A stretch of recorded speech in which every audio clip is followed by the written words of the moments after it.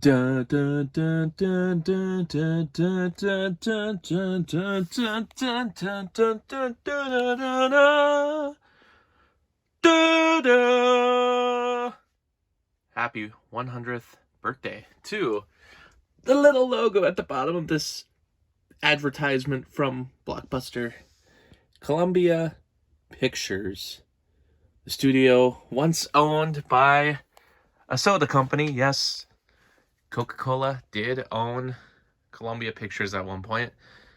But yes, Columbia Pictures turns 100 today. At least the reorganization that became known as Columbia Pictures. It used to be known as CBC Film Sales.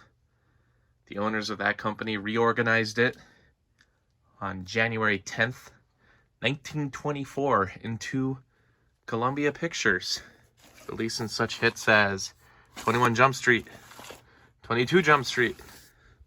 Ooh, we have the Laugh Out Loud collection with 2 Adam Sandler flicks. 51st Dates, just go with it. They had to deal with Adam Sandler for many, many years. The actual Happy Madison production, anyway, the production label. Fury, Brad Pitt. I'm not really trying to go through absolutely every movie that I have that's from Columbia Pictures. But just more to, talk about Columbia and its history on the home video format.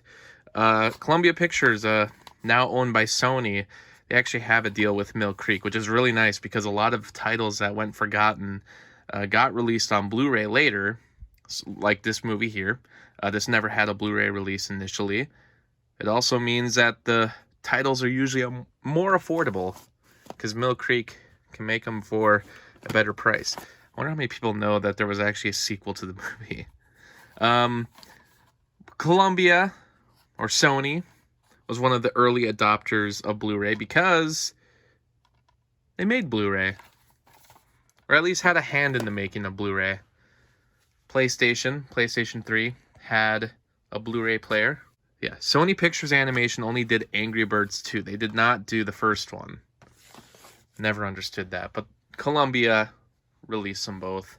After Earth. Oh boy. What I like about Columbia is that a lot of their titles, they still own them. Like, they release the titles themselves. It's not one of those cases where, like Warner Brothers has the rights to release all the MGM stuff for the most part, at least the stuff from before the 80s. You also have things like, Disney owns 20th Century Fox now. You got stuff like Universal. They own a lot of Paramount titles from the 50s and earlier. But when they do their 100th anniversary, sometimes those other studios would just mix and match some different movies that they didn't necessarily release. Like Disney, when they celebrated their 100th, they included like Star Wars stuff, including the 1977 film. And I just don't think that's very fair. Like, I know they own it now, but they didn't have a hand in the making of Star Wars, like the original film. So it's not really part of their 100 years. Columbia, on the other hand, I mean, they still own a lot of their movies, and they own the home video rights as well. So that's always appreciated. They did a thing today where they released a lot of the Columbia trailers on a long video. It was 100 trailers for 100 years. You can find it on their YouTube channel. This was a TriStar release, apparently. Yeah, there it is, TriStar Pictures. If I remember right, TriStar is actually the one that bought Columbia initially, years ago. And TriStar, over the years, they haven't released as many films, but their label is still, as you can see here, that it's still used from time to time. It's lower budget movies or more obscure movies. Dick! Here's another one, Columbia Pictures, but released through Mill Creek. Oh, Jack and Jill. Yeah. That was towards the end of Sandler's time with Sony and Corporation. This is not a Columbia release. This is actually one that was released through Sony Pictures Classics. So very much not a Columbia picture, but still owned by Sony anyway. But as I was saying, it's usually weirder movies or movies they know won't make money. TriStar did release Hook, which is always, I don't know, it's just fascinating to me. I don't really know how they decide if a movie's going to be released by TriStar or by Columbia. What makes it a lot of fun is that a lot of their older titles, when they're released on Blu-ray, still are, it's the same company. It's Columbia, now owned by Sony, but they're the ones releasing the movies. So they have all their years of classic films that they can still release.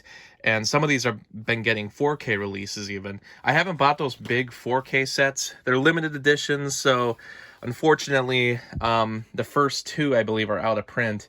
I think the third one goes for a better price, but I don't really know what they include for special features that really makes it worth buying. Snowboard Academy, Columbia. Ooh, here's a weird one. Smith of Minnesota, pretty obscure movie that was released by Columbia Pictures. One thing I noticed today was that I couldn't really find any of the really early Columbia movies. It didn't look like any of them were available. There's a lot of lost films, obviously, but even the earliest films from 1924, the first year that the Columbia Pictures name was used, I couldn't find any of their movies. It didn't look like any of them had an official release. That's my boy. This and Jack and Jill. This is what did Sandler's time at Columbia. That's what did it in. It's weird to see Taxi Driver and then this newer Sony logo on the side of it, but yeah, it's just cool that they have all their classic movies. Columbia was releasing some of their movies through Twilight Time. Here's All the King's Men. These were unfortunately very limited releases, so a lot of these are out of print. They go for higher prices. Some of them have started to appear in from different labels now, but not all of them. And a lot of them have now been stuck sort of out of print, and even like this, yeah, it's out of print. It's hard to find the movie, but even if you find it, it doesn't really have much for special features. So you're paying a lot to just get the movie and really nothing else, which is too bad. But Columbia Oscar winners here to eternity. You Can't Take It With You. One of their most famous movies, Happened One Night, which has been released through the Criterion Collection. The Bridge on the River Kwai. Lawrence of Arabia, another very famous Columbia picture. A Man for All Seasons. Oliver. Gandhi. Kramer versus Kramer. Artist was a Sony Blu-ray release, but I actually don't see any other Columbia titles. Wow. Yeah. They haven't been to the Oscars for quite a while, have they? You can't forget to talk about the Spider-Man movies, which includes Spider-Verse movies. And it includes the Venom movies and everyone's personal favorite. But I really appreciate that despite the fact that Columbia Pictures is now owned by Sony, they still retain the Columbia logos for the releases. Something that they really just, they don't have to do that, but I think it pays good respect to their history. So yeah, this isn't really a very comprehensive video. This is more just going through some different titles. Ooh, here's another one, Muppets Take Manhattan. This was a TriStar release, I believe. I just want to take my time to talk about a classic staple of old and new Hollywood. Oh, remember this? Sausage Party. Ooh, Monster House. Prior to the Sony Animation Studios existing. And all the Three Stooges stuff goes under the Sony Pictures Home Entertainment line, but those are all released by Columbia as well. Oh, another big franchise, Men in Black. And this Men in Black 2 DVD. This is like the oldest DVD I have. Though it's included on a box set that was released by Warner Brothers, the Columbia Pictures film, Dr. Strangelove. Another famous classic from the studio. Anyway, let me know your favorite Columbia Pictures, and we'll see you next time.